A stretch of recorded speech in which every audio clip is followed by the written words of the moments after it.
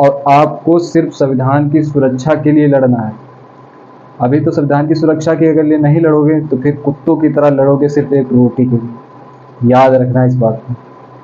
और बहुजन मीडिया भी ये चला रहा है, तमाम चैनल हैं जो आकाश आनंद को बेहतर बता रहे हैं, तमाम चैनल चंद्रशेखर आज़ाद के फेवर में भी खड़े हैं। तो मैं बहुजन मीडिया से भी अनुरोध करूंगा।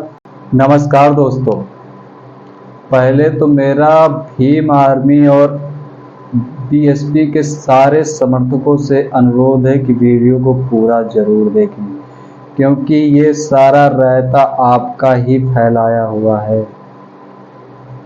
मैं मुद्दे पर आऊँ तो सबसे पहले अपने लीलाधर के बारे में कुछ बात कर लेते हैं। क्या आपको भी लगता है कि हमारे प्रधानमंत्री जुमलेबाज हैं? क्या आपको भी लगता है कि हमारे प्रधानमंत्री किसी काम के नहीं हैं? तो आप गलत हैं। ऐसा मैं क्यों कह रहा हूँ आप भी सोच रहे होंगे कि ऐसा क्यों मैं बोल रहा हूँ।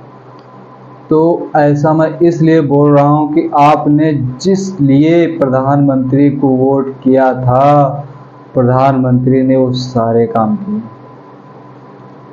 पूछो कैसे? क्या आपने रोजगार के लिए वोट किया था? क्या आपने नौकरी के लिए, शिक्षा के लिए वोट किया था? नहीं ना। आपने वोट किया था कि मुसलमानों को दबा के रखें, राम मंदिर बन जाए, इसी के लिए वोट दिया था ना। और सबसे जो जलन वाली बात है कि ये संविधान कैसे रह गया, इसको जल्दी हटाना चाहिए। तो संविधान को हटाने के लिए आपने वोट किया था ना, तो भुगतो।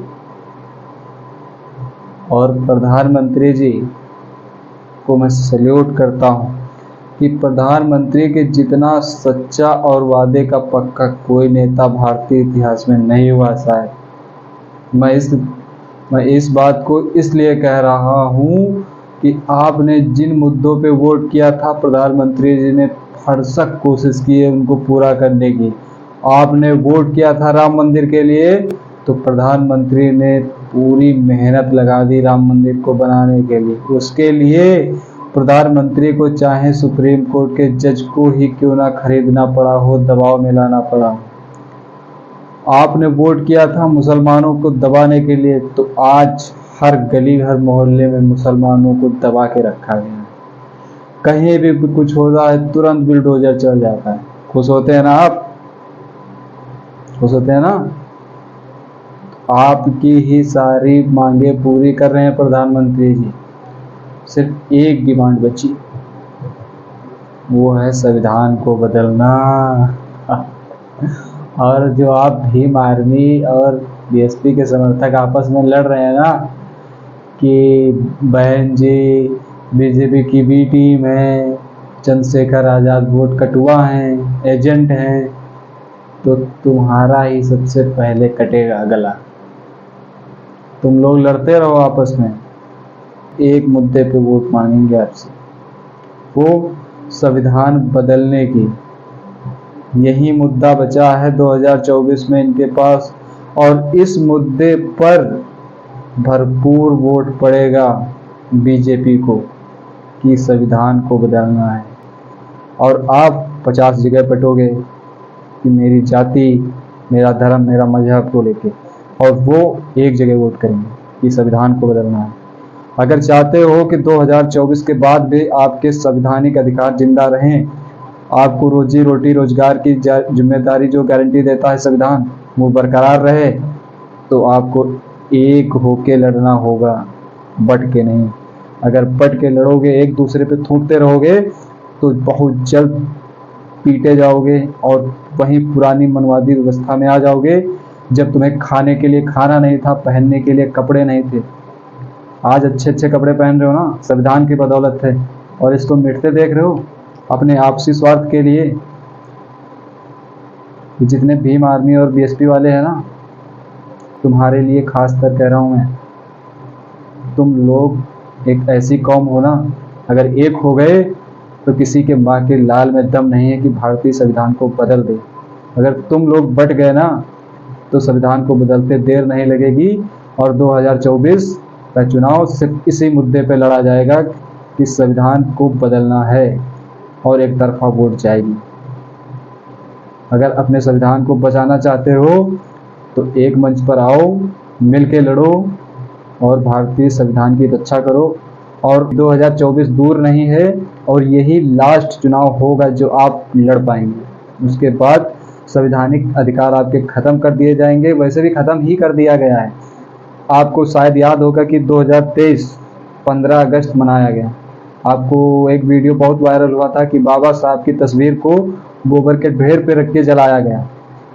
ये शुरुआत है संविधान को बदलने की। आज में बाबा साहब की तस्वीरें जला रहे हैं, कल संविधान जलाएंगे। और आप डिप्टी कलेक्टर, सीएम, पीएम तब कुछ नहीं बन पाएंगे। आज एक सरपंच मध्य प्रदेश में जिसको ध्वजारोहण नहीं करने दिया गया क्योंकि वो एक दलित था।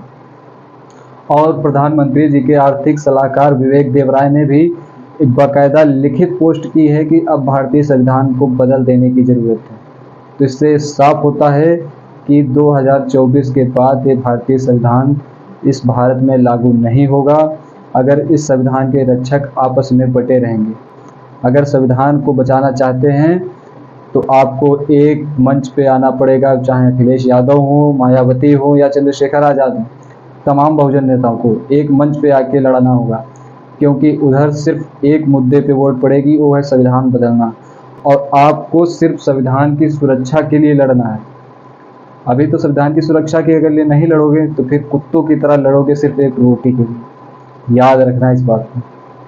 और बहुजन मीडिया भी ये चला रहा है। तमाम चैनल हैं जो आकाश आनंद को बेहतर बता रहे हैं, तमाम चैनल चंद्रशेखर आज़ाद के फेवर में भी खड़े हैं। तो मैं बहुजन मीडिया से भी अनुरोध करूंगा कि ऐसा कोई वीडियो ना चलाएं जिससे कि समाज में बंटवारा हो, समाज के दो फाड़ हों। मैंने अभी एक्टिविस्ट वेद नाम के एक चैनल पे जाके देखा तो वो चंद्रशेखर आज़ाद को एजेंट दलाल तक घोषित कर दिए। पता नहीं उनकी क्या रंजिश है, ये तो वही जान सकते हैं। लेकिन आपको किसी के बहकावे में नहीं आना है क्योंकि तमाम यूट्यूबर भी चंद व्यूज़ और पैसे के लिए कुछ भी चला देते हैं। उनको भी अपने समाज की कोई परवाह नहीं है कि समाज में इसका क्या असर पड़ेगा। और मेन स्ट्रीम मीडिया में तो आप हैं ही नहीं और ना ही आपकी वो खबर चलाएंगे। इसीलिए बहुजन मीडिया ही आपका मीडिया है। इसलिए चैनल को सब्सक्राइब करें, वीडियो को ज़्यादा से ज़्यादा शेयर करें ताकि हमारे